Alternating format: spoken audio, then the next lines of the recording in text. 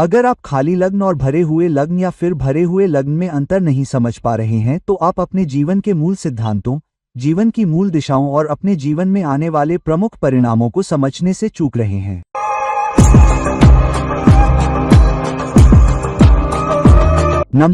नमस्कार और आदाब मेरे सभी दोस्तों को आपके मित्र ज्योतिषी और मार्गदर्शक रण की ओर से एक बार फिर आपके साथ आपके अपने चैनल एस्ट्रो एश्योरेंस से हम विभिन्न घरों में लग्न स्वामी पी के बारे में कई वीडियो बना रहे हैं।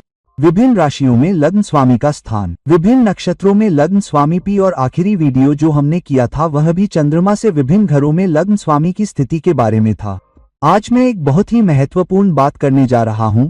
ऐसा नहीं है कि हमने इस पर पहले चर्चा नहीं की है, लेकिन इतने विस्तार से नहीं जितना हम आज करने जा रहे हैं। यानी रिक्त लग्न और रिक्त लग्न का क्या महत्व है और लग्न को प्रभावित करने वाली विभिन्न प्रकार की ऊर्जाएं क्या हैं जो जीवन में विभिन्न परिणामों को प्रभावित करती हैं। तो सबसे पहले आइए इस बात से बहुत अधिक चिंतित न हो कि हमारा लग्न रिक्त है, हमें लग्न के परिणाम मिलेंगे या उसका क्या होगा। तो जाहिर सी बात है कि लग्न स्वामी की स्थिति महत्वपूर्ण है कि वह कहाँ स्थित है, लेकिन रिक्त लग्न के कई अन्य पहलू भी हैं जो किसी अन्य घर या राशि में लग्न स्वामी की स्थिति से कहीं अधिक महत्वपूर्ण हैं, क्योंकि उनके लग्न की प्रमुख ऊर्जाएं स्वयं ऊर्जाओं की राशि से आती हैं। अब रिक्त लग्न होने पर हम किन परिणामों से गुजरेंगे या क्या पाएंगे। रिक्त लग्न से हमें जो पहला परिणाम मिलता है वह उस राशि का होता है जो लग्न में स्थित होती है। तो अगर लग्न राशि मेष है तो जाहिर सी बात है कि मेष राशि की ऊर्जा जीवन के अधिकतर पहलुओं पर राज करेगी और मेष राशि के प्रभाव से आपको अधिकतर परिणाम मिलेंगे। यह लग्न स्वामी के बारे में नहीं है, क्योंकि मेष राशि का स्वामी मंगल है, वृश्चिक राशि का भी स्वामी मंगल है। तो यह लग्न स्वामी के बारे में इतना नहीं है, यह उस राशि के बारे में है जो लग्न में है। तो जो भी राशि लग्न में होगी उस राशि की ऊर्जा उसका मार्गदर्शन करेगी। तो मैंने कुंडली में अलग अलग भावों में अलग अलग राशियों का भी अध्ययन किया है। अगर मेष राशि लग्न में है तो इसका क्या मतलब है, अगर वृष राशि लग्न में है तो इसका क्या मतलब है, कृपया वह वीडियो देखें। तो राशि की ऊर्जा का बड़ा प्रभाव पड़ेगा। तो अगर यह राशि है तो जाहिर सी बात है कि यह अत्यधिक उपलब्धि उन्मुख, प्रेरणा उन्मुख, हत्यारी प्रवृत्ति, उपलब्धि उन्मुख है। हम सभी इसे देखेंगे। अगर यह वृषभ राशि है तो थोड़ा भौतिकवाद, थोड़ी जिद, पैसे, आय, जीवन की गुणवत्ता पर थोड़ा ध्यान। इसलिए आपके लग्न में कौन सी राशि है यह बहुत महत्वपूर्ण हो जाता है। दूसरा भाग यह है कि लग्न किस डिग्री पर स्थित है। इसलिए यदि लग्न की डिग्री 12-13 डिग्री से 17-18 डिग्री के बीच है तो हम बीच में हैं, क्योंकि प्रत्येक राशि में 30 डिग्री होते हैं। 30 डिग्री का केंद्र 15वां डिग्री होता है।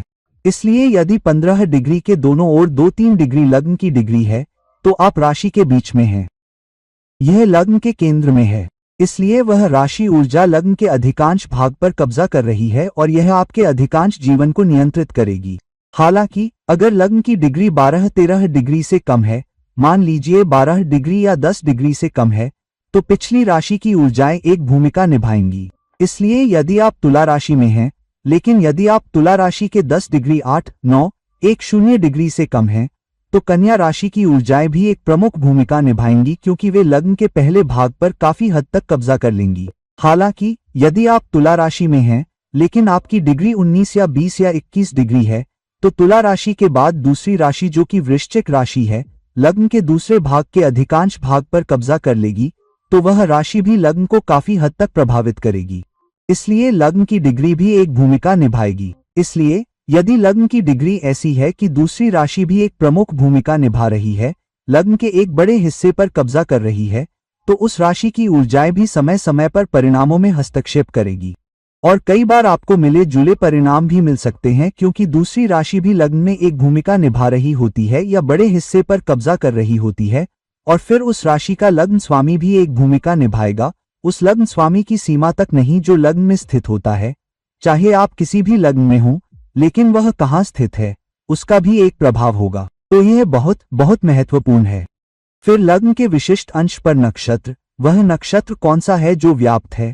उदाहरण के लिए यदि आप राशि में हैं तो आपका जन्म राशि में हुआ है, लेकिन यदि आपका जन्म राशि के पहले 13 डिग्री में हुआ है तो मेष राशि की ऊर्जा के अलावा पहला नक्षत्र या अश्विनी नक्षत्र आपके जीवन के निरूपण में एक प्रमुख भूमिका निभाएगा। तो यह महत्वपूर्ण है, इसे न भूलें। कई बार हम केवल ये देखते हैं कि लग्न में कौन सी राशि है और हम सोचते हैं कि केवल वही हमारे जीवन को प्रभावित करेगा। नहीं, लग्न में जो नक्षत्र होगा वह भी भूमिका निभाएगा। जन्म नक्षत्र एक अलग चीज है, हम उस पर बाद में आएंगे, लेकिन अभी हम केवल लग्न की बात कर रहे हैं, तो पहले लग्न पर ही बात करते हैं। तो अगर आपका जन्म मेष राशि में हुआ है और यह पहले 13 डिग्री पर है, तो अश्विनी नक्षत्र भूमिका निभाएगा। अश्विनी नक्षत्र के परिणाम भी 4, एक चिकित्सक, जबकि मेष राशि में आप में आगे बढ़ने की इच्छा, हत्या करने की प्रवृत्ति और उपलब्धि उन्मुखता है, पर आएंगे। लेकिन अश्विनी की ये ऊर्जाएं, उपचार, समस्या समाधान, अपने जीवन को किसी बड़े कारण के लिए समर्पित करना, दूसरों के लिए कुछ करना, जनता के लिए कुछ करना,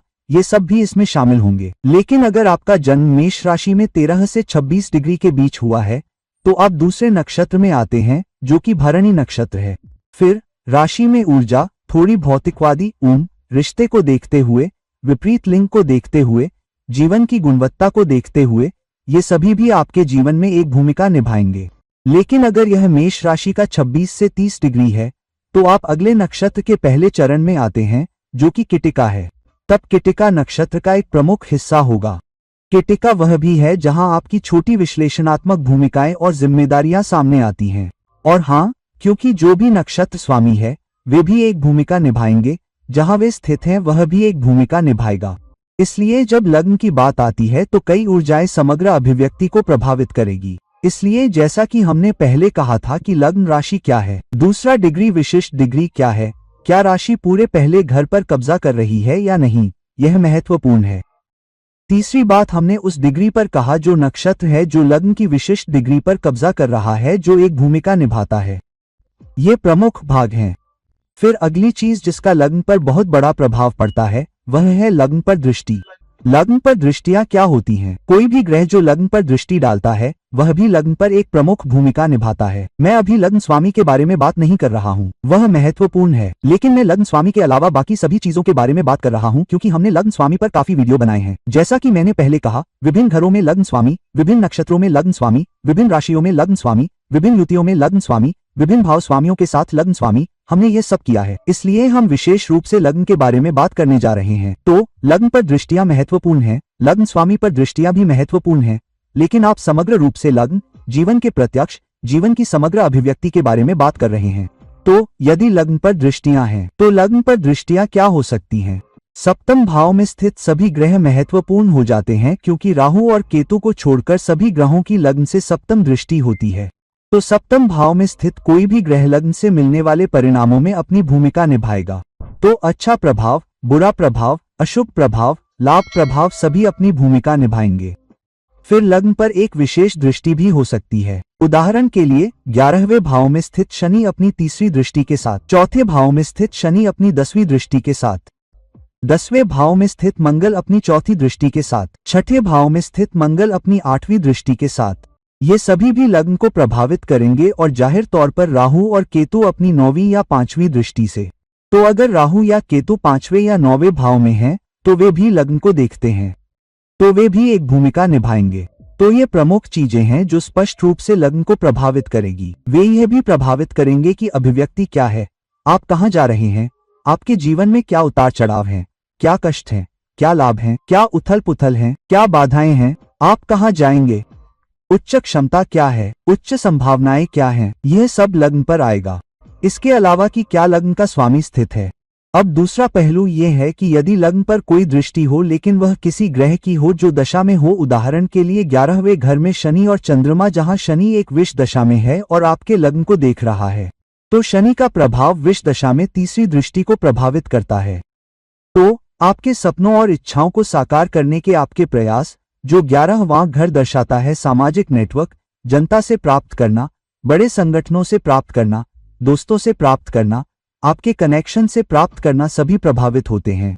लेकिन अगर शनि की दशम दृष्टि हो, चतुर्थ भाव में चंद्रमा के साथ विषदशा हो, तो शनि की दशम दृष्टि लग्न पर पड़े तो आपके करियर पर असर पड़ता है, करियर और घरेलू जीवन पर असर पड़ता है, क्योंकि शनि की दशम दृष्टि लग्न पर है। तो ऐसा होगा तो आपका घरेलू जीवन चुनौतियों और बुरे दौर से गुजर रहा है, जिसका असर आपके करियर पर भी पड़ेगा। साथ ही आप मानसिक रूप से कैसे सोचते हैं, इसका भी असर आपके जीवन पर पड़ेगा, क्योंकि शनि की दशा है। तो शनि जिस भी दशा में हो, उदाहरण के लिए अगर आप गुरु चांडाल दशा में हैं, राहु और बृहस्पति दोनों पंचम भाव में हैं, उनकी दोनों 9वीं दृष्टि लग्न में है, तो जिस ग्रह की डिग्री लग्न की डिग्री के करीब होगी, वह जीवन को अधिक प्रभावित करेगा। तो अगर बृहस्पति की डिग्री लग्न की डिग्री के करीब है तो बृहस्पति का लाभकारी प्रभाव राहु के हानिकारक प्रभाव से अधिक होगा, लेकिन अगर राहु की डिग्री लग्न की डिग्री के करीब है तो गुरु चांडाल दशा नकारात्मक प्रभाव आप पर अधिक होगा। इसलिए आपको यह ध्यान रखना होगा। मंगल अगर छठे घर से 8वीं दृष्टि रखता है तो यह एक परेशानी भरा पहलू है। बड़ी समस्याएं भी आ सकती हैं क्योंकि मंगल भी बहुत सारी चुनौतियों को पार कर सकता है।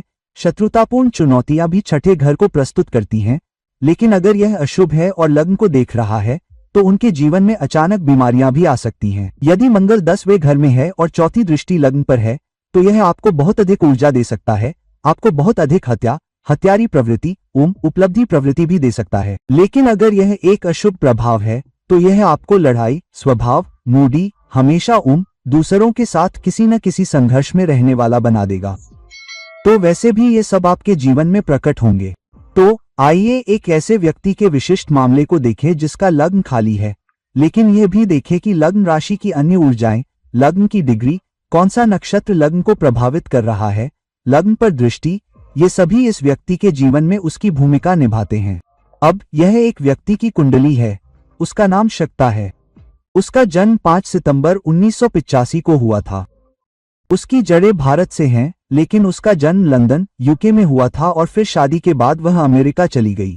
अब देखते हैं कि उसके लग्न का प्रकटीकरण क्या है।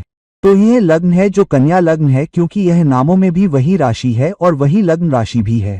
तो उसकी लग्न राशि वृश्चिक है और यह जागृत है, यह खाली है। लग्न स्वामी 10वें घर में कहाँ है, जो कि द्वितीयक अभिव्यक्ति है। अब लग्न वृश्चिक राशि से प्रभावित होगा, जिसका मतलब है कि वृश्चिक राशि जीवन में बहुत सारी अभिव्यक्तियों पर शासन करेगी।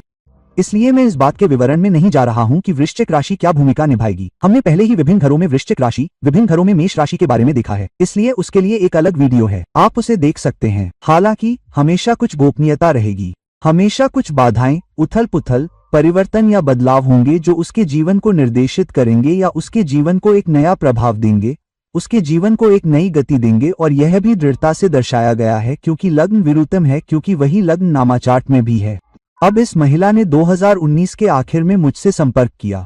उसने राहु और शुक्र की दशा के दौरान मुझसे संपर्क किया और यह उसकी शादी के तुरंत बाद की बात है। और मुझे लगता है कि 2019 के आखिरी हिस्से में या राहु शुक्र की शुरुआत में उसने मुझसे पूछा था कि क्या वह अपने पति के साथ परिवार की योजना बनाना चाहती है और क्या उसे परिवार की योजना बनानी चाहिए। उसने मुझे बताया कि वह भारत से है और उसका जन्म लंदन में हुआ था, लेकिन वह अमेरिका में बस गई थी। इसलिए मैंने उसकी कुंडली देखने के बाद उससे कहा कि उसे परिवार की योजना बनाने से पहले कम से कम 1 साल का अंतर रखना चाहिए। उस समय मुझे याद नहीं था कि मैंने उससे क्या कहा था, लेकिन वह मेरे पास वापस आई। उसने 2019 के आखिर में मुझसे सलाह ली थी और फिर वह लगभग 2 हफ्ते पहले मेरे पास वापस आई और उसने मुझसे सबसे पहले यही पूछा कि मैंने उसे गर्भधारण करने या परिवार की योजना बनाने के लिए 1 साल का इंतजार करने के लिए क्यों कहा था। तो मुझे याद नहीं था, तो लेकिन मैं अपने चार्ट को अलग अलग फोल्डर में रखता हूं। अगर मुझे कोई चार्ट बहुत दिलचस्प लगता है तो मैंने उसे एक अलग फोल्डर में रखा। इसलिए मैंने उस चार्ट को निकाला और मैंने एक चार्ट को देखा और मैंने कहा, क्योंकि मैंने देखा था कि आपके जीवन में एक बड़ा बदलाव आने वाला है, एक बड़ा बदलाव, और मुझे नहीं पता था कि बड़े बदलाव के बाद, एक परिवर्तन के बाद आप एक परिवार के लिए तैयार होंगे या नहीं। तो उसने मुझसे पूछा, मुझे लगता है कि परिवर्तन कहां से आएगा, क्योंकि मैंने उसे आगे क्या करना है यह बताने से पहले उसके पति की कुंडली भी दिखाने के लिए कहा था, क्योंकि मैंने उसे पहले ही बता दिया था 1 साल तक रुको। और मैंने उससे ये भी कहा, मुझे अपने पति का चार्ट दिखाओ। लेकिन उसने उस समय सोचा कि वह संदर्भ के माध्यम से आई है।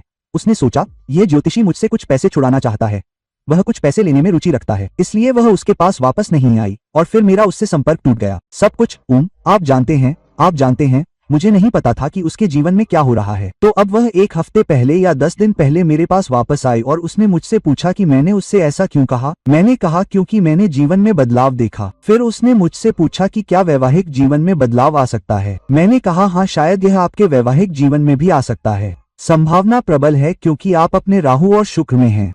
शुक्र सप्तमेश है और शुक्र नांश में लग्न में जा रहा है, लेकिन वृश्चिक राशि में, ठीक है। और कई प्लेसमेंट जैसे शनि जो चौथे घर का शासक है, तो वह केतु के साथ स्थित होने के कारण विदेश चली गई। केतु एक महत्वपूर्ण नक्षत्र है क्योंकि उसका मंगल म नक्षत्र में स्थित है। उसका बुध मन नक्षत्र में स्थित है और साथ ही क्योंकि बृहस्पति एक चार्ट में नीच और वक्री दोनों है और क्योंकि बृहस्पति एक चार्ट में तीसरे घर में वक्री और नीच दोनों है, तो शायद मैंने उस समय उसकी कुंडली देखने को कहा था। तो उसने कहा कि वो मुझसे ये इसलिए पूछ रही थी क्योंकि उसने परिवार शुरू करने का फैसला टाल दिया था, लेकिन 2020 के शुरुआती कुछ महीनों में उसके पति को गंभीर बीमारी हो गई और उसे भर्ती कराया गया और उसी दौरान कोविड फैल गया और वो पहले से ही भर्ती था और फिर कोविड भी आ गया। तो जब वो टेस्ट कर रहे थे तब भी उन्हें अंदाजा था कि शायद उसे कैंसर है और वो उसके टेस्ट करवा रहे थे और उसी दौरान कोविड फैल गया और कुछ हफ्तों में उसकी मौत हो गई। उसका शरीर पहले से ही कमजोर कर देने वाली बीमारी का असर नहीं झेल सका जिसे वो कैंसर समझ रहे थे। उन्हें टेस्ट करवाना पड़ा और फिर कोविड आ गया और कुछ हफ्तों में उसकी मौत हो गई। तो वो मुझे धन्यवाद देती थी कि शुक्र है उसने परिवार शुरू नहीं किया, क्योंकि अगर वो गर्भवती होती या उसने बच्चे को जन्म दे दिया होता और फिर उसके पति को कुछ हो जाता तो बच्चा उसके पास ही रह जाता और वो शायद उसे संभाल नहीं पाती। तो फिर वो 2-3 साल तक शादी नहीं करना चाहती थी। वो कोशिश कर रही थी, वो डिप्रेशन से गुजरी, वो भावनात्मक उथल पुथल से गुजरी और वो सब। वो मुझसे पूछ रही थी कि ऐसा क्यों। तो ऐशी ने मुझसे पूछा कि क्या उसका लग्न स्वामी खाली है और इसलिए उसे जीवन में इन चुनौतियों का सामना करना पड़ रहा है, और यहीं से मुझे ये वीडियो बनाने का आइडिया आया। तो यहाँ उसका लग्न खाली है, लेकिन लग्न की डिग्री क्या है? लग्न की डिग्री 1457 है। ये वृश्चिक राशि के ठीक बीच में है। तो वृश्चिक राशि उसकी अभिव्यक्तियों या प्रमुख अभिव्यक्तियों पर शासन कर रही है। दूसरा, 15वें या 14वें अंश और 57 मिनट पर नक्षत्र कौन सा है? नक्षत्र अनुराधा है, जिसका स्वामी शनि है। और शनि कहाँ है? शनि घरेलू जीवन का तीसरा और चौथा स्वामी दोनों है और तुला राशि में स्थित है। हालांकि यह उच्च राशि है, लेकिन केतु के साथ, और केतु वह नक्षत्र भी है जहां मंगल और बुध दोनों स्थित हैं और मंगल उनके लग्न को देख रहा है और मंगल सप्तम भाव में बृहस्पति के साथ स्थित है, क्योंकि उनका लग्न वोता है। तो इसका मतलब है कि जीवन पर मंगल का मजबूत गहरा प्रभाव रहेगा, उसे परिवर्तन से ले जाएगा, क्योंकि नामसाई में मंगल शुक्र को देख रहा है जो सप्तमेश है, और उसके लग्न चार्ट में बृहस्पति दोनों ही नीच और वक्री है, और उसका चौथा स्वामी शनि, जिसका अर्थ है कि वह विदेश में एक घर स्थापित करेगी, उच्च होगी। वह विदेश में व्यक्तिगत रूप से अच्छा करेगी, लेकिन केतु के साथ, जिसका अर्थ है तुला राशि में रिश्ते परिवर्तन से गुजरेंगे। रिश्ते में चुनौती आएगी, क्योंकि रिश्ते की राशि तुला पर शुक्र का शासन है जो सप्तमेश भी है, और नक्षत्र में शुक्र वृश्चिक राशि में जा रहा है, जिसका मतलब है कि पति के साथ रिश्ता बहुत महत्वपूर्ण होगा, जीवन में महत्वपूर्ण मार्गदर्शन करेगा, पति का होगा, लेकिन परिवर्तन के बिना रिश्ता भी प्रभावित होगा। फिर जो कि उसके लग्न पर प्रभाव डालता है। एक पहलू और एकमात्र पहलू मंगल और लग्न भाव का है, इसलिए मंगल ने उस समय उसकी रक्षा की। उसने मुझे बताया कि जब उसके पति अस्पताल में भर्ती थे तो कई बार वह अपने मास्क के बारे में इतना ध्यान नहीं देती थी, क्योंकि उसके अलावा कोई नहीं था, उसका कोई परिवार नहीं था, केवल पति था, इसलिए वह एक क्लिनिक से दूसरे क्लिनिक भागती रहती थी। कई बार वह मास्क पहनती थी, कई बार वह इस बात की परवाह नहीं करती थी कि उसका मास्क ठीक है या नहीं, वह केवल अपने पति के बारे में चिंतित रहती थी। और कई बार लोग उससे कहते थे कि वह अपने पति से पहले मर जाएगी, क्योंकि वह खुद का ख्याल नहीं रख रही थी। हालांकि उनका मंगल बहुत सुरक्षात्मक था, क्योंकि मंगल उनके अपने लग्न को देख रहा था, इसलिए उन्हें खुद किसी बड़ी चुनौती का सामना नहीं करना पड़ा, लेकिन पति को खोने के अलावा उन्हें कुछ और उम्मीद थी। इसलिए अब उन्होंने मुझसे पूछा कि क्या उन्हें दोबारा शादी करनी चाहिए। तो मैंने उनसे कहा कि क्योंकि सप्तमेश 9वें घर में है और एक बेहतरीन स्थिति में है, शुक्र कर्क राशि का कारक है जो 9वें घर में है और दूसरी शादी और दूसरे रिश्ते का कारक है, इसलिए उन्हें आगे बढ़ना चाहिए, क्योंकि शुक्र भी लग्न में है और नंसा में है, इसलिए बहुत मजबूत प्रभाव पड़ता है, और क्योंकि बृहस्पति दोनों ही नीच और वक्री है, इसलिए कम से कम एक बार उन्हें पति को खोने के बदलाव से गुजरना पड़ा। उस समय मैंने उनसे उनके पति की कुंडली दिखाने को कहा। मैंने उनसे कहा क्योंकि मुझे यकीन नहीं था कि वे अपने पति को खो देंगी या अलग हो जाएंगी या तलाक हो जाएगा, लेकिन मैं निश्चित रूप से उनके पति की कुंडली देखना चाहती थी, ताकि उन्हें ये बताने में और अधिक सटीक हो सके कि मैंने उन्हें परिवार शुरू करने की कोशिश में देरी करने के लिए क्यों कहा था। तो जाहिर है कि ये प्रभाव हैं। जैसा कि हमने कहा, लग्न की खाली लग्न डिग्री, लग्न का नक्षत्र स्वामी और नक्षत्र स्वामी कहाँ स्थित है। यहाँ हम जानते हैं कि शनि का नक्षत्र स्वामी 12वें भाव में स्थित है, तो उसका घरेलू घर विदेश में होगा और वह बहुत अच्छा करेगी। उसका अपना व्यवसाय है, उसका 10वां घर बहुत अच्छा है। इस 10वें घर को देखें, 10वें घर में सूर्य और उसकी अपनी राशि का अपना घर बहुत मजबूत। 10वें घर में सूर्य की दिशात्मक शक्ति सबसे अधिक है, और लग्न में मंगल की दृष्टि के साथ मंगल की शानदार स्थिति भी है। मेष, सिंह और धनु राशि में मंगल बहुत अच्छा करता है। बुध, यह थोड़ा चुनौतीपूर्ण स्थान है क्योंकि 11वें भाव का स्वामी बुध खुद से 12वें स्थान पर है और यह एक और चुनौती है जो उसके सामने है और उसके नामांश चार्ट में बुध, मंगल और बृहस्पति के साथ है, जिसका अर्थ है कि वह अपने पति के साथ दूसरी शादी में अपनी साझेदारी में बहुत अच्छा कर सकती है क्योंकि शुक्र 9वें भाव में है। तो अगर वो अपने पति के साथ पार्टनरशिप करती है, बिजनेस से जुड़ा कोई भी काम जैसे लोगों को गाइड करना, लोगों को सलाह देना, इंजीनियरिंग, मैन्युफैक्चरिंग, वो बहुत अच्छा करेगी। दूसरी बात यह है कि उसे अचानक से ये सब क्यों झेलना पड़ा, क्योंकि छठे घर में चंद्रमा और राहु हैं और चंद्रमा सूर्य के नक्षत्र में है। सूर्य लग्न स्वामी मंगल के साथ है और अगर आप देखें तो शनि विशाखा नक्षत्र में तुला राशि में है और केतु के साथ है। विशाखा बृहस्पति द्वारा शासित है, इसलिए उसे छोड़ना पड़ा। केतु छोड़ रहा है, 12वां घर भी छोड़ रहा है, उसे अपने पति से विदेश में रिश्ता छोड़ना पड़ा। शुक्र का नक्षत्र क्या है? शुक्र का नक्षत्र पुष्य है जिस पर शनि का शासन है। तो आप देखते हैं कि विदेश में जीवन का रिश्ता बहुत अच्छा चल रहा है लेकिन रिश्ता टूट रहा है। तो दोस्तों, ये है तरीका कि आपको कैसे पता लगाना चाहिए कि लग्न खाली है। ये खाली है। लग्न की डिग्री क्या है? लग्न में कौन सा नक्षत्र है? नक्षत्र स्वामी कहाँ स्थित है? लग्न पर क्या दृष्टि है? यदि दोष में स्थित दशांश ग्रह लग्न को देख रहा है, योग में स्थित ग्रह लग्न को देख रहा है, तो ये परिणाम भी आएंगे।